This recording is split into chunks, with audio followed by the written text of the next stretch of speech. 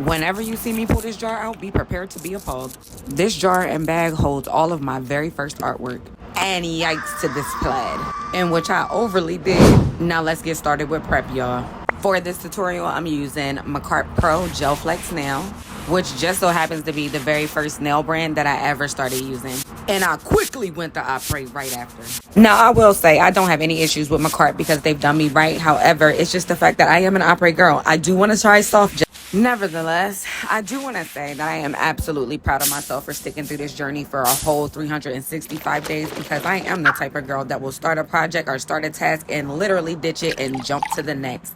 Looking back at my artwork and just knowing that I've progressed and have become better is absolutely amazing and a milestone for me. And I look forward to like the next lifetime of being able to do nails. And guess who's invited to follow my journey? You. Now let's get into these polishes. The brand is Allure, and allegedly it's the same manufacturer as Sean Legend. I like them. They're sheer. Some of them are opaque. They're creamy, self-leveling. It's amazing.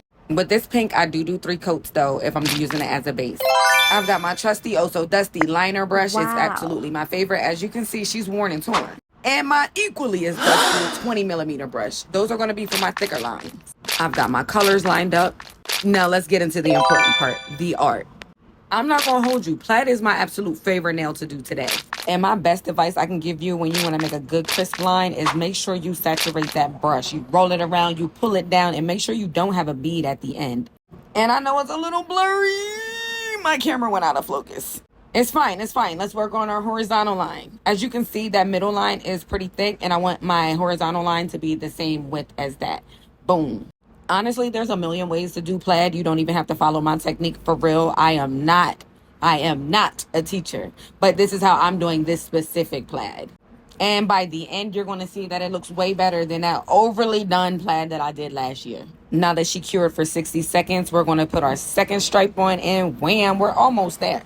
And again, my plaid placement and yours might be totally different. Now let's saturate my trusty dusty liner brush. Get that line down the middle of that thick stripe. We're going to go in with our black, and I want you to just see how I saturate my brush, how I get the color in there. I'm talking about in it.